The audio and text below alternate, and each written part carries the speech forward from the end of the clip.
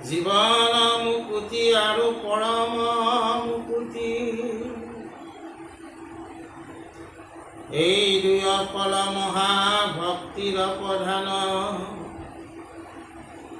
অন্য ফলান্তৰ যেন বহুবিধ মান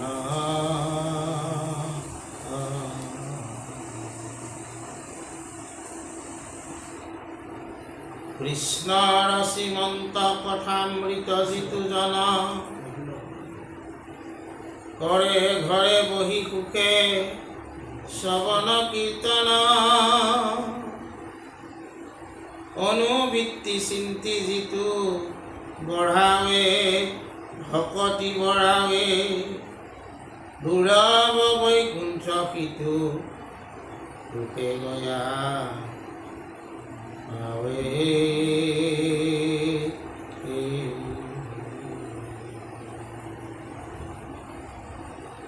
আমি ৰত্নাৱলী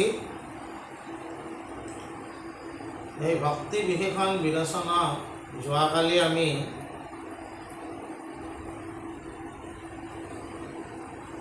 যিটো আলোচনা আমি কৰিছোঁ এইটো হ'ল কি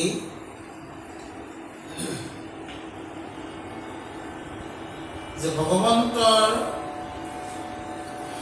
যিবিলাক ভক্ত আছে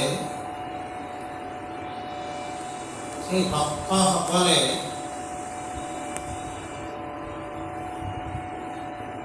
ভগৱন্তৰ ভক্তি থিয়ৰিটিকেল আৰু প্ৰেক্টিকেল দুইটা দিশতে কৰিব বিচাৰে। আজি আমাক কৈছে এনেকুৱা ভক্তি কৰিলে কি হয়, জীৱন মুকুতি পৰম মুকুতি দুইটাই পায়।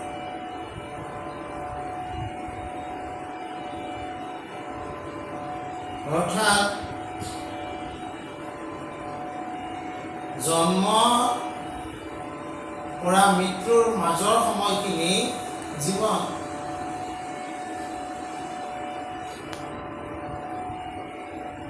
এই জীৱনটো আমি যোৱাকালিও কৈছোঁ যে বুদ্ধদেৱে কৈছে দুখৰে কাৰণ। দুখৰ পৰিভাষাটো সলনি হৈ থাকে। কেঁচুৱা কালত মাকৰ গাখীৰ নাপালে কেঁচুৱাটোৱে কান্দে। কিয় কান্দে? গাখীৰ নোপোৱাৰ দুখত।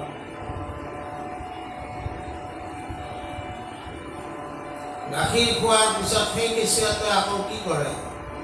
আনন্দ কৰি হাঁহে। এটা দুটাকে কথা কওঁ,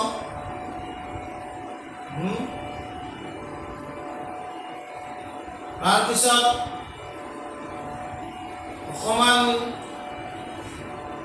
দুবছৰমানৰ ভিতৰত কি হয়, বিভিন্ন পুতলা সামগ্ৰী, খেল সামগ্ৰী আমাক লগা হয়।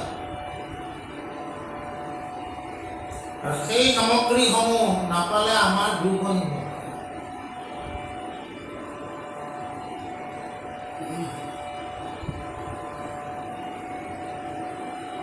তাৰপিছত আকৌ আমাৰ কি হয়, কাপোৰ কানি ক্ষেত্ৰতো ধনী দুখীয়া এইবিলাক কনচেপ্ট আহি যায়।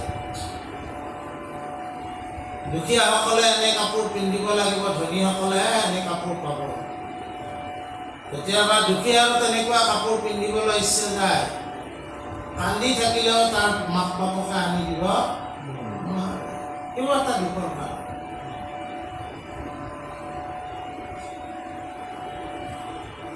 তাৰপিছতে কি হয়, এনেকৈ জীৱনটোৰ পৰিভাষা, দুখৰ পৰিভাষা সলনি হৈ থাকে। কিন্তু দুখ যেনে কি নহওক আমাৰ জীৱনত আহি থাকে।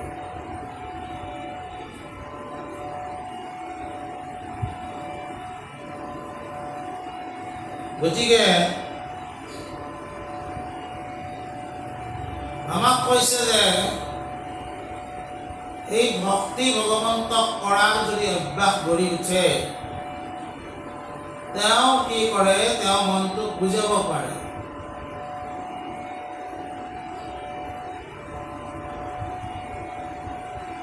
ঈশ্বৰৰ ইচ্ছা হ'লে তুমি ভালকৈ পঢ়া শুনা কৰা,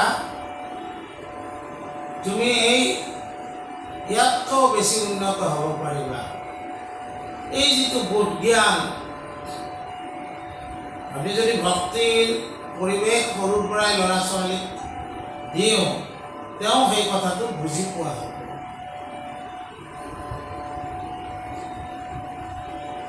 আৰু বুজি পালে আমি কি হ'ব, আমাৰ জীৱন মুকুতিৰ ফালে আগবাঢ়িব। আমি দুখবিলাকৰ দুখ, সুখ, জৰা মৃত্যু, এই যিবিলাক বন্ধন, এই বন্ধনবিলাকে আমাৰ মনত ক্ৰিয়া কৰিব নোৱাৰে। আৰু পৰম মুকুতি মানে কি? পৰমাত্মাৰ লগত সংযুক্ত হোৱাটোৱে হৈছে পৰম মুক্তি। ভক্তি কৰাৰ ফলত এই দুইটা মুক্তি, জীৱন কালতো তুমি মুক্তিৰ পথ পাবা আৰু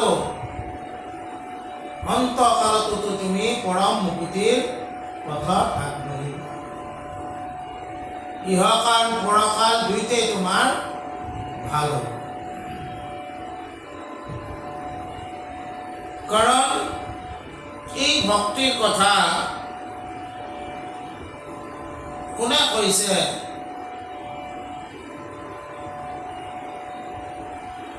অৰ্থাৎ ভক্তিৰ কথা ক'ত আছে? ভাগৱত শাস্ত্ৰত আছে। ভাগৱত শাস্ত্ৰ কোনে কৈছে? ভাগৱত শাস্ত্ৰ ভগৱন্তই নিজ মুখে ব্ৰহ্মাক কৈছে, নিজ মুখে অনন্তক কৈছে, নিজ মুখে ব্ৰহ্মা হৰিহৰক কৈছে। ভগৱন্তৰ নিজৰ মুখৰ বচন এই ভক্তিৰ কথা। গতিকে এই ভক্তিৰ কথা যিয়ে অনুবৃত্তি সিদ্ধি বুলি কৈছে,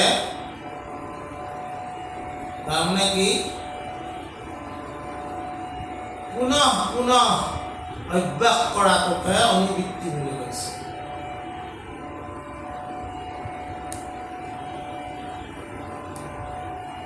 তেওঁলোকে কি পায়? দুৰ্লভ বৈকুণ্ঠও পৰম পদো লাভ কৰে।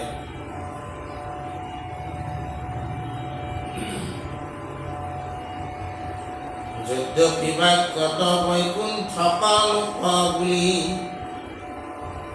তথাপি দুৰ্জয় কালে নেদেখে সমূলি।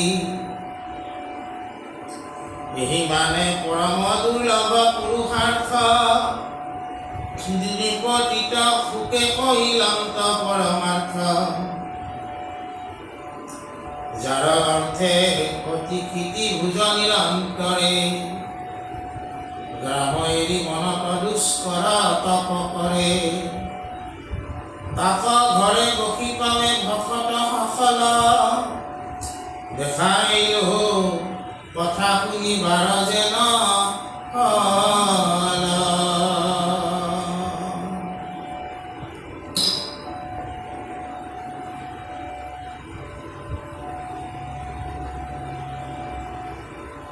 লোকবিলাক যিবিলাক আছে, অৰ্থাৎ যিমান ব্ৰহ্মাণ্ড আছে, এই ব্ৰহ্মাণ্ডবিলাক ভগৱন্তই সৃষ্টি কৰিছে আৰু ব্ৰহ্মাণ্ডবিলাকত থকা জীৱৰাশিক ঈশ্বৰে পালন কৰিছে আৰু ব্ৰহ্মাণ্ড জীৱৰাশিবিলাকক প্ৰলয়ো কৰিছে আৰু এদিনাখন ব্ৰহ্মাণ্ডখনো প্ৰলয় হ'ব।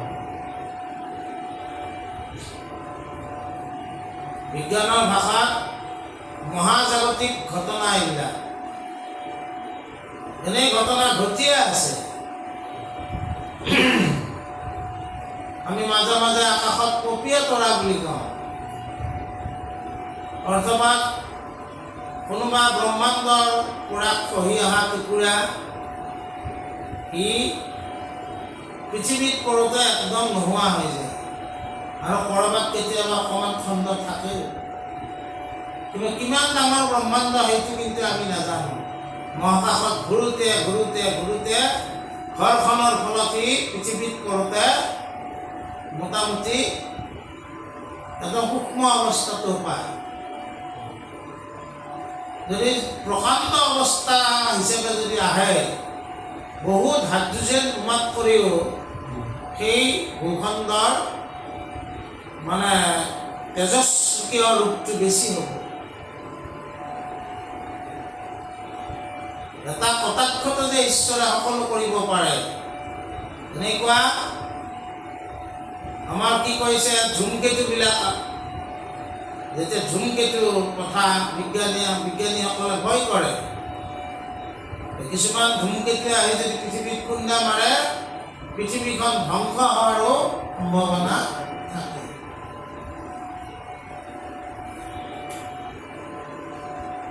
তেনেকুৱা ব্ৰহ্মাণ্ড মহাজগতত গঢ়ি আছে, ধ্বংস হৈ আছে, গঢ়ি আছে, ধ্বংস হৈ আছে।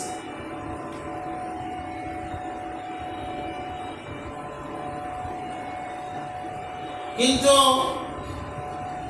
এই লোকবিলাক সব লোকৰে একদিন ক্ষয় আছে, এখন লোকৰ ক্ষয় নাই, এইখন হৈছে বৈকুণ্ঠ লোক। যদিও লোক বোলা হৈছে তাৰ কিন্তু ক্ষয় নাই।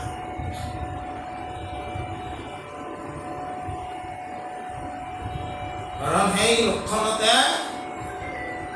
পৰম পুৰুষ ভগৱন্ত কৃষ্ণ নিজৰ বাসস্থান হিচাপে দেখুৱাইছে।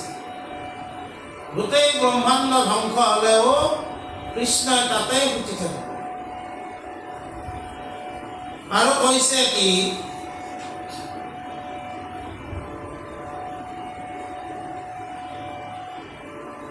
এই ভগৱন্ত কৃষ্ণৰ শ্ৰৱণ কীৰ্তন কৰাটোকে পৰম পুৰুষাৰ্থ বুলি কৈছে।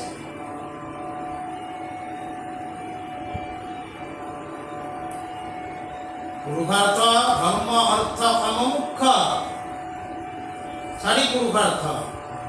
পৰম পুৰুষাৰ্থ কি? ঈশ্বৰ চিন্তন, ঈশ্বৰ স্মৰণ, ঈশ্বৰৰ কথা শ্ৰৱণ কীৰ্তন। এই মাত্ৰ মহাপুৰুষাৰ্থ পুৰুষৰ শ্ৰৱণ কীৰ্তন কৰি বেগ নিৰন্তৰ। এই পৰম পুৰুষাৰ্থ হোৱাৰ কাৰণে কি কৰে? মহা ৰজাসকলেও নৃপতিসকলেও ৰাজভোগ ত্যাগ কৰি পৰম দুষ্কৰ্তব্য সাধন কৰে বনত থাকি। আমাৰ যিমান শাস্ত্ৰবিলাকে যিবিলাক তপ কৰাৰ কথা কয়, তপ কৰোঁতে কি তপৰ ডাঙৰ বৈশিষ্ট্য হয় কি? তেওঁ বৈৰাগ্য সাৱটি ল'ব লাগিব, ত্যাগ কৰিব লাগিব চব।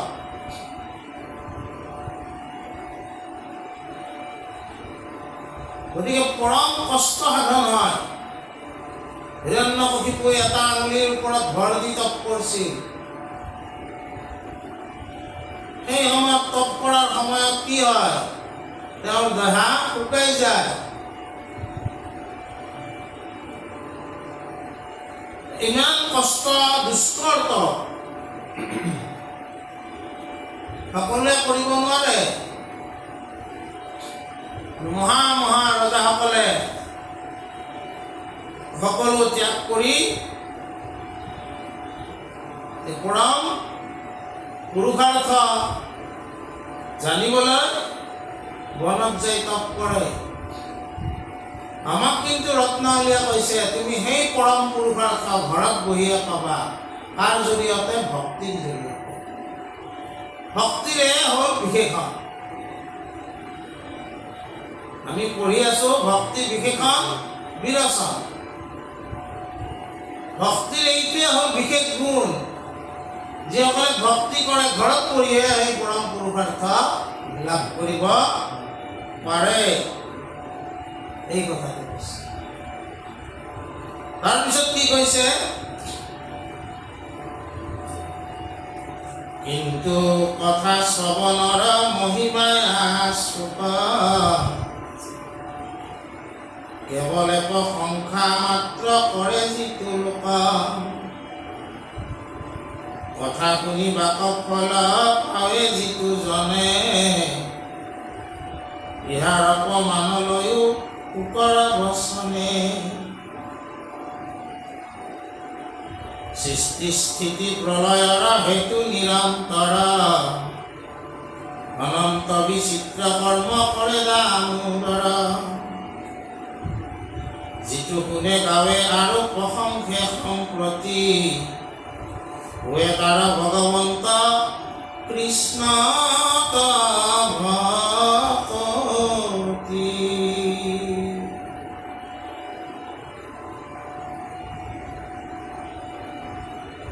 তাৰ মানে কি কৈছে, এই ভক্তিৰ মহিমা বুজোৱাৰ অৰ্থে ভাগৱত শাস্ত্ৰৰ সৃষ্টি হৈছে।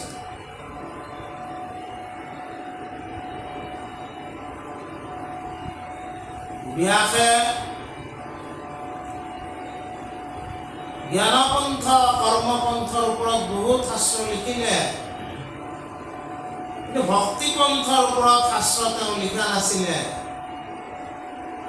ভক্তিপন্থৰ ওপৰত ৰচনা কৰা শাস্ত্ৰখন হৈছে ভাগৱত, শ্ৰীমদ ভাগৱত। আৰু এই ভাগৱত শাস্ত্ৰ ৰচনা কৰাৰ কাৰণে প্ৰেৰণা তেওঁক কোনে দিছিলে? নাৰদে। নাৰদে কৈছে, ইয়াক কিন্তু তুমি আধাৰ হিচাপে কাক ল'ব লাগিব? ভগৱান কৃষ্ণ। কৃষ্ণস্তু ভগৱান স্বয়ং। গতিকে ভাগৱত যদিও ভক্তি শাস্ত্ৰ, ইয়াত ভগৱন্ত কৃষ্ণৰ মহিমা বৰ্ণন কৰা হৈছে, লীলা বৰ্ণন কৰা হৈছে, সৃষ্টি স্থিতি লয়ৰ অধিকাৰী হিচাপে ভগৱান কৃষ্ণক দেখুওৱা হৈছে, কাল মায়া আদিৰো অধিকাৰী হিচাপে ভগৱান কৃষ্ণক দেখুওৱা হৈছে। আৰু এই কথাবিলাকক যিবিলাক ভক্তই গায়, যিবিলাকে প্ৰশংসা কৰে, যিবিলাকে শুনে, যিবিলাকে চিন্তে, তেওঁলোকে কোৱা হয় কৃষ্ণ ভক্তি কৰা বুলি।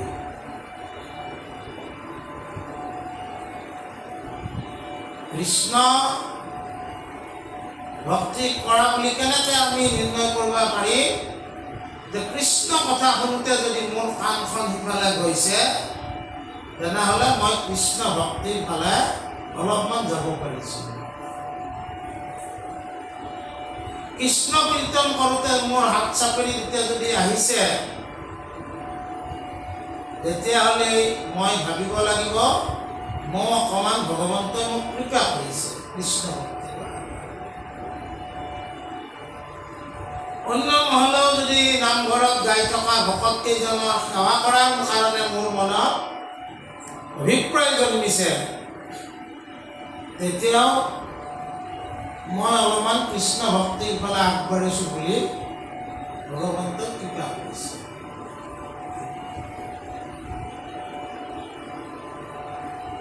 আৰু কৃষ্ণ ভক্তি কৰা লোকজনক প্ৰশংসা বচন, অৰ্থাৎ তেওঁ মই মানি লৈছোঁ যদি, প্ৰশংসা কাক কৰে? যাক মানে।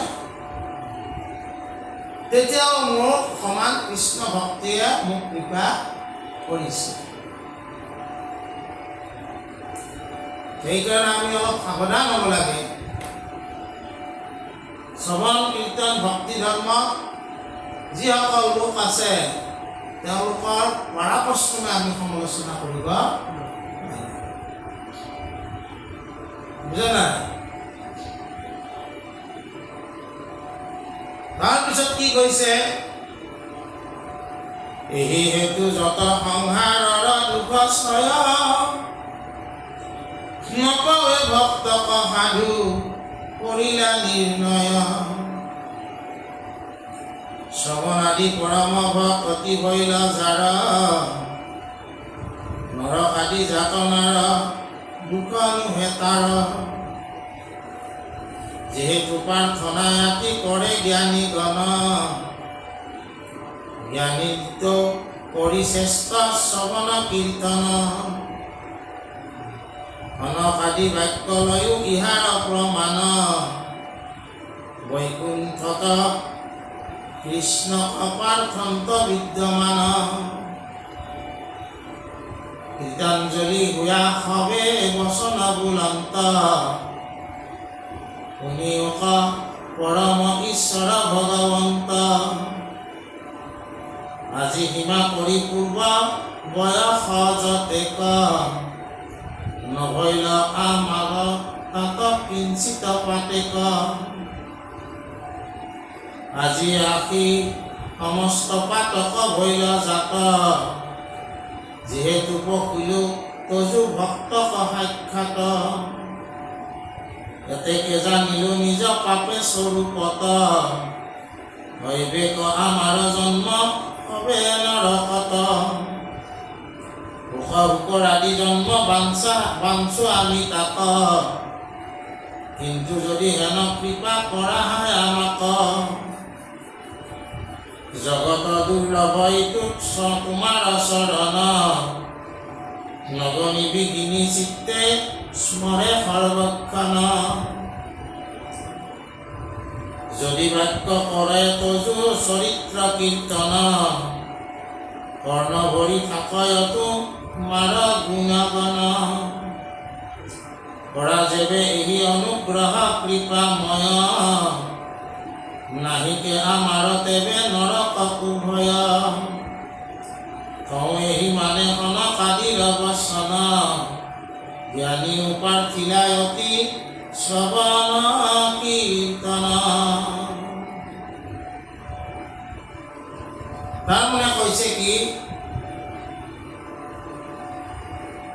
আমি এটা ভাগৱত পৰম্পৰাত পাওঁ ভাগৱতৰ তিনিটা পৰম্পৰা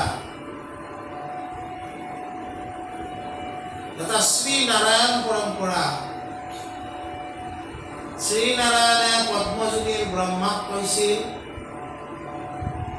ব্ৰহ্মাই নাৰদক কৈছিল নাৰদে ব্যাসক কৈছিল ব্যাসে শুকক কৈছিল শুকে পৰীক্ষিতক কৈছিল শুকে পৰীক্ষিতক কওঁতে ৰাজহুৱাভাৱে কৈছিল সেইকাৰণে সকলোৱে পালে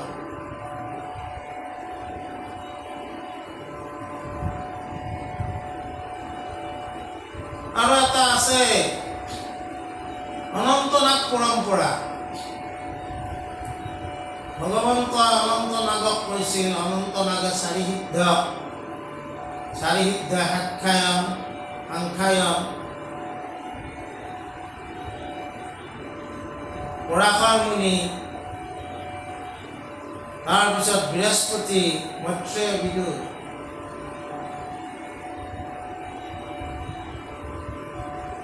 আৰু এটা আছে কৃষ্ণ পৰম্পৰা ভগৱান কৃষ্ণ ব্ৰহ্মা হৰিহৰ তিনিটা শক্তিক কৈছিল সত্য ৰজতম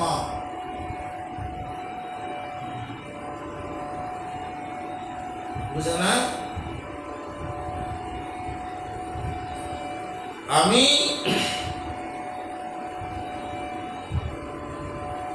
কি ক'বলৈ বিচাৰিছো যে চাৰি সিদ্ধ এটা পৰম্পৰাত আছে চাৰি সিদ্ধৰ কথা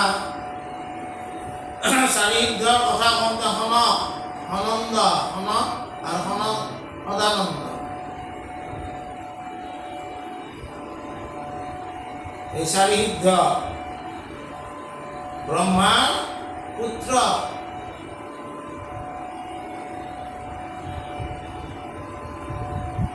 তেওঁলোকে দিগম্বৰ সৃষ্টিৰ অৰ্থে ব্ৰহ্মাই যদিও তেওঁলোকক সৃষ্টি কৰিছিল তেওঁলোকে সৃষ্টি বাঢ়াব ইচ্ছা নকৰিলে তেওঁলোকে বস্ত্ৰ দিগবাস নিপিন্ধে পঞ্চ পৰিকৰ শিশু সংকাশ নাহিকে বস্ত্ৰ সবে দিগবাস সদায় তেওঁলোকক 5 বছৰীয়া ল'ৰাৰ আন পায়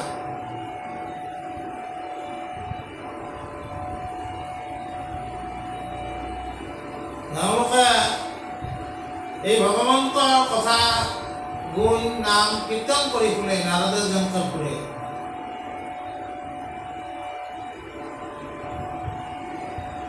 যিজনৰ কীৰ্তন কৰি ফুৰে সেই লোকক এবাৰ সেই লোকৰ স্থানত লাগি তেওঁলোক আহিবৰ ইচ্ছা কৰিলে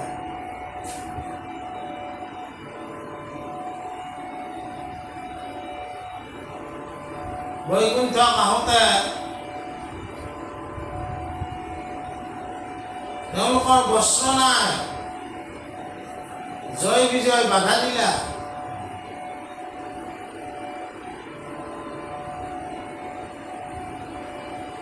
আৰু যাওঁতে তেওঁলোক উদাম্বৰী ধৰ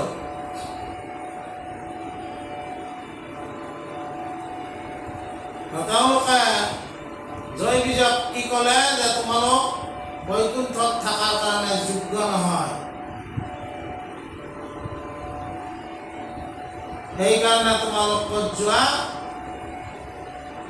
অসুৰ যোনিত জন্ম হোৱা যায়।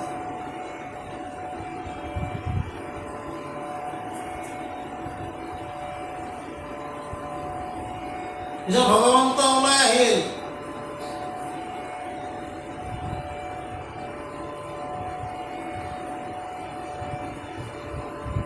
জয় বিজয় হ'ল বৈকুণ্ঠৰ পাৰিহৰ,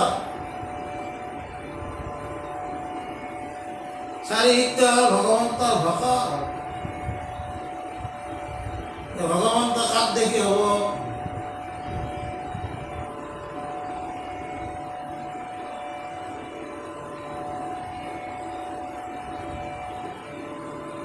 ভগৱন্ত কাক দেখি হ'ল, ভক্তৰ ফালে হ'ল।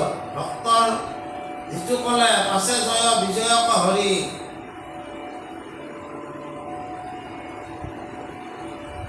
পাছে জয় বিজয়ক হৰি কৰিলা আশ্বাস কৰি, আশ্বাস দিছি তেওঁলোকে একো নহয়, যোৱা তোমালোকে অসুৰজনীত জন্ম হ'লেও মই তোমালোকক লৈ আহিম।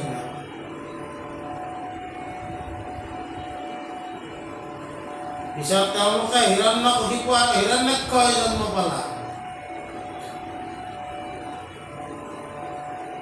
ভগৱন্তই নৰসিংহ ৰূপ, বৰা ৰূপ ধৰি তেওঁলোকক বধ কৰিলা। পুনৰ জাগাক লাগি পথ মুকল হ'ল, কিন্তু একেবাৰে নহ'ব, সেইটো সত্য যুগৰ কথা। এটা যুগত তেওঁলোকে ৰাৱণ আৰু কুম্ভকৰ্ণ হৈ জন্ম পালা, ৰামে বহিলে ভগৱন্তই। দ্বাপৰ যুগত শিশুপাল আৰু দন্তবক্ৰ হৈ জন্ম পালা, কোনে বধ কৰিলে, কৃষ্ণ। বুজিলে? এতিয়া হনক আদি যিবিলাক চাৰিসিদ্ধ ঋষি আছিল, খং কৰাৰ পাছত খংটো যেতিয়া ঠাণ্ডা হয়, কেতিয়াবা কেতিয়াবা আমাৰ ভাৱ হয় না নাই, মই খং নকৰিলেও হ'ব। খং কৰা আমাক কিন্তু একো ভাৱ নাহে। সেইকাৰণে ক্ৰোধক কি বুলি কৈছে, অগ্নি বুলি কৈছে। ক্ৰোধে অকল তোমাক তুমিয়ে জ্বলাব নোৱাৰা, তোমাকো জ্বলাব।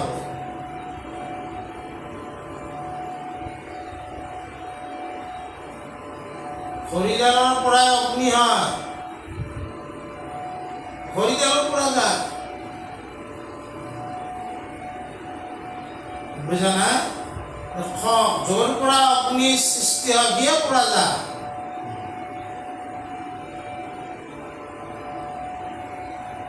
ঠিক তেনেকে চাৰিসিদ্ধও বুজি পালে যে আমি বৈকুণ্ঠ এই কথাটো কৰিব নালাগিছিল।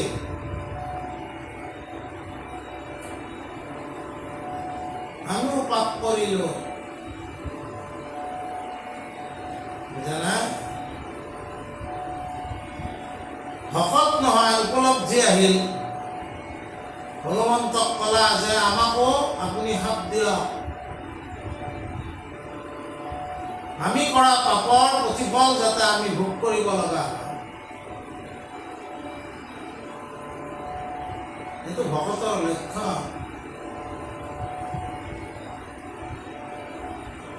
আমাকো গাহৰিৰ জন্ম হোৱাৰ কাৰণে আমাক খাপ দিয়া।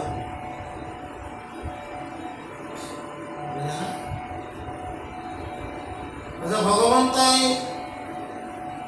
তেওঁলোকক অনুগ্ৰহে কৰিলে। ভগৱন্তই ভক্তক কিয় খাপ দিব?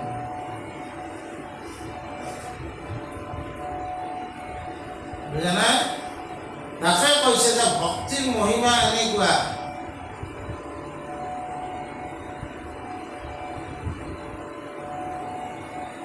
ভক্তৰ ক্ষেত্ৰত ভগৱন্তই কৃপা কৰে।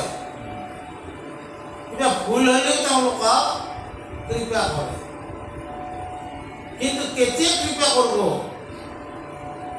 এতিয়া কনচেপ্টটো যদি আমি ভুলকে লওঁ, ভুল হ'ব যে আমি কৃষ্ণ ভক্তি কৰোঁ আৰু পাপ কৰি ঘূৰিম, সেইটো নহ'ব। তেওঁলোকৰ যে অনুশোচনা হ'ল, জয় বিজয় খাপ দিয়াটো আমি ভুল কৰিছোঁ। কাৰণ তেওঁতো ঈশ্বৰৰ পাৰিহত, সময় বশৱৰ্তী হৈ আমি কৰিছোঁ। বুজা না? বুজা না? কিন্তু এইটো কাম আমি কৰিব নালাগিছিল। হে ভগৱন্ত, যিটো আমি পাপটো কৰিছোঁ আমাক তুমি শাস্তি দিয়া। অৰ্থাৎ যিকোনো এটা বেয়া কথা কৰাৰ পিছত যদি মনেদি অনুশোচনা হয়, সেইটোৱে আত্মশুদ্ধিৰ আটাইতকৈ পৰম উপায়।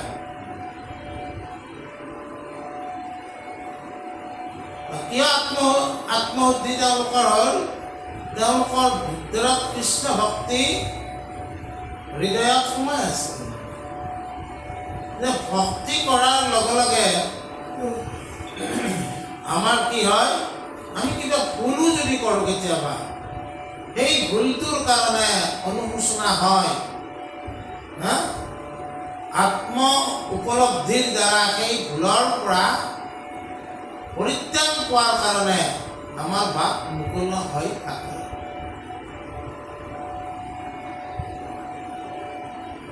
বুজা না? আৰু সেই কথাটোৱে মানে কৈছে যে অনক আদি ঋষিসকলে কৈছে, তোমাৰ পাৰিষদৰ ক্ষেত্ৰত আমাৰ ভুল হ'ল। তুমি ইচ্ছা কৰিলে আমাকো সাপ দিব পাৰা, কিন্তু সাপ দিলেও আমাক কেনেকৈ দিবা জানানা? যাতে তোমাৰ নামটো লৈ থাকিব পাৰে, এইটো পাই কিন্তু বঞ্চিত নকৰিবা। যি সাপ দিয়া তাকে দিয়া, যি কষ্ট কৰিব লাগে, ভোগ কৰিব লাগে তাকে কৰিম। কিন্তু এটা কথা প্ৰাৰ্থনা আমাৰ, তোমাৰ নাম গুণ যাতে আমি সদায় হৃদয়ত শ্ৰৱণ কীৰ্তন কৰিব পাৰোঁ। ভক্তৰ প্ৰিয় বস্তু সেইটোৱে। কথাটো বুজি পাইছে না? গতিকে শ্ৰৱণ কীৰ্তন ভক্তি ধৰ্মক কিমান ওপৰত থোৱা হৈছে।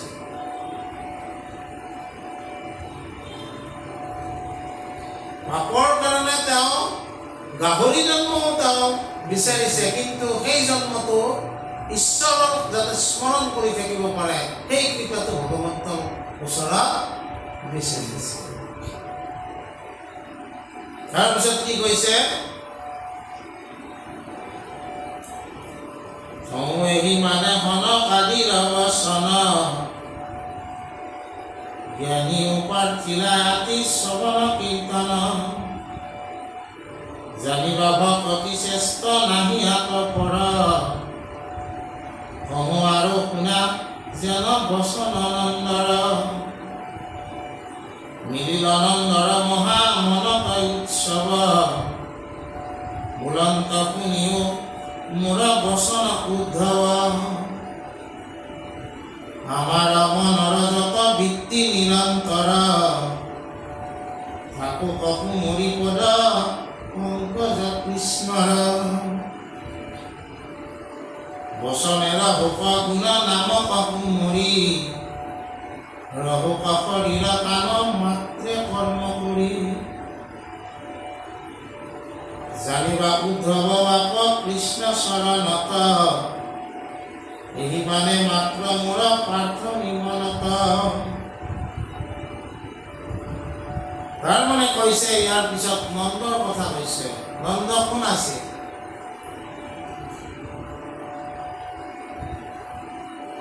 নন্দ এজন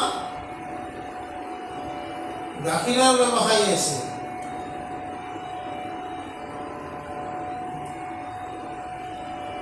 আৰু ভগৱন্ত জন্মৰ পিছতে ভগৱন্তই কাৰাগাৰত যেতিয়া জন্ম পাইছিল তেতিয়া দৈৱকী আৰু বসুদেৱক মহাপুৰুষৰ চিন জানি মহাসতী পৰিতুতি কৰন্ত বিস্ময় হৈ আতি। যিটো ব্ৰহ্ম ৰূপ নিৰাকাৰ নিৰঞ্জন জানিলো সাক্ষাতে তুমি, জানিলো তেন্তে সাক্ষাতে তুমি নানা।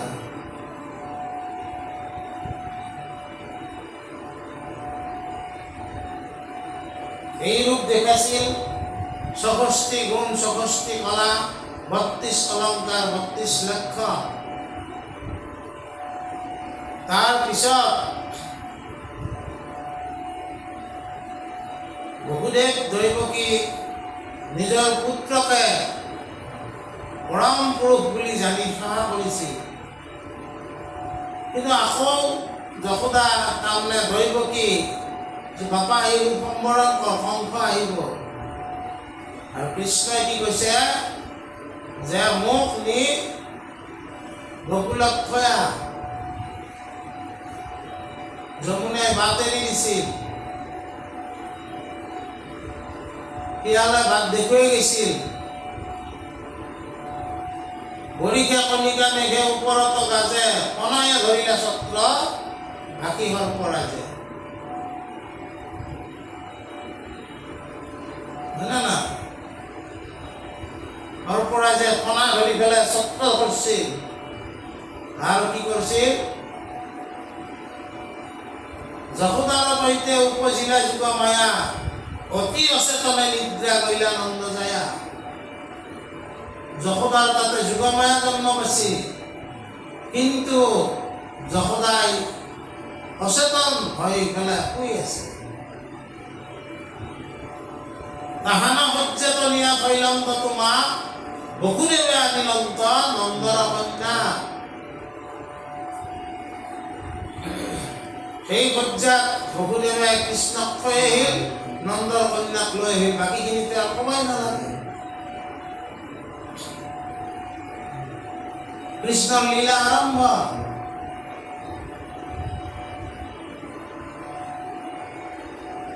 এই লীলাবিলাক নন্দই দেখিছে।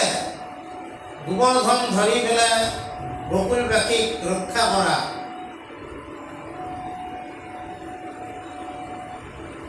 কিন্তু দেখিলেও পুত্ৰৰূপে পালন কৰিছে, যশোদাই পুত্ৰৰূপে পালন কৰিছে। যদিও নন্দক কৈছিল গৰ্গ ঋষি, মহিলা নন্দৰ আগে যত গুণ গাম, বিধিমতে তোমাৰ শৈলন্ত কৃষ্ণ নাম।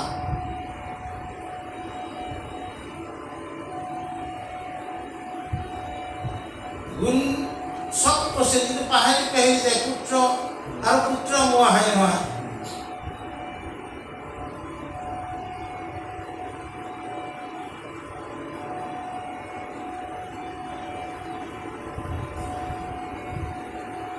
কিন্তু মাজে মাজে ভগৱন্তই তেওঁলোকক দেখেও আছে। কম্পিল শৰীৰ যশোদাৰ হেন দেখি পৰম বিস্ময় হোৱা মুদিলন্ত আঁকি। মুখখন যে মেলি দিয়ে, গোটাই জগত দেখা পায়, চকু মুজি দিব লগা হয়। সেই ৰূপ চাব নোৱাৰে। পুত্ৰ মোহক আৰু পাহৰি যায়। সেইকাৰণে কৃষ্ণক এচাৰিলে যশোদাই খেদাইলো।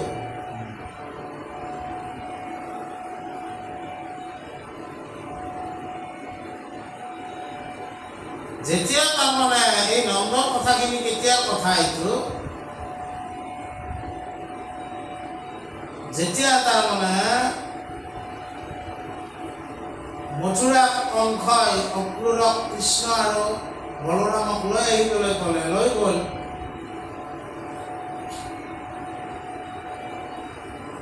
তেতিয়া উদ্ধৱক পঠাইছিল কৃষ্ণৰ বাতৰিৰ কাৰণে। আৰু উদ্ধৱ যেতিয়া মথুৰাৰ পৰা গকুল পাইছিল, গোপীবিলাকে সুধিছিল কৃষ্ণৰ কথা। এইটো ভগৱন্তৰ এই কথাটো শংকৰদেৱ গুৰুজনাই গোপী উদ্ধৱ সংবাদ নামে ৰচনা কৰিছে, কীৰ্তনত আছে।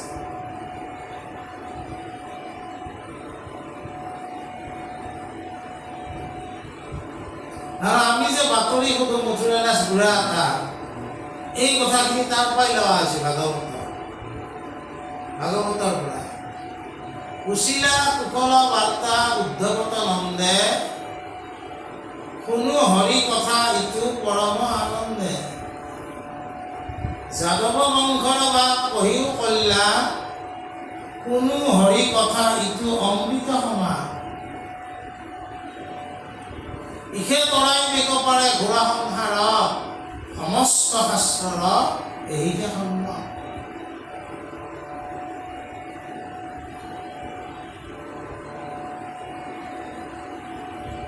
উদ্ধৱে ভগৱন্তৰ কথা, কৃষ্ণৰ কথা শুনিলে ঘোৰ সংসাৰৰ সকলো পৰা তৰণৰ পথ পাব পাৰি। এই কথাবিলাক কাক কৈছে? নন্দক কৈছে। ভাগৱতত ইয়াৰ বিস্তৃত ৰূপটো আছে। আৰু কি কৈছে?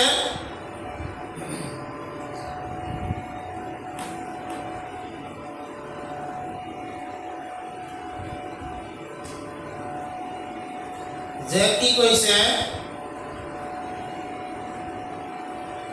এই সকলো কথা নন্দই সুমৰি সুমৰি বা কৃষ্ণৰ কথা সুমৰি সুমৰি দুখ কৰি আছে। কিন্তু উদ্ধৱে কৈছে যে একো দুখ কৰিব নালাগে, তোমাৰ ল'ৰাক কোনেও একো কৰিব নোৱাৰে। মানে গোটেই জগত ব্ৰহ্মাণ্ডৰ একমাত্ৰ নায়ক তোমাৰ ল'ৰাটোৱে। তুমি যিটো দৃষ্টিৰে তোমাৰ পুত্ৰ মুখত চাই থাকিলে তুমি দুখ পাবা। তুমি তেওঁক পৰম পুৰুষ ভগৱন্তৰ ৰূপত চিন্তা কৰা, জানিবলৈ ইচ্ছা কৰা, তেতিয়া তুমি সেই দুখৰ পৰা পৰিত্ৰাণ পাবা। এইখিনিকে আজি আমি আলোচনা কৰিছোঁ।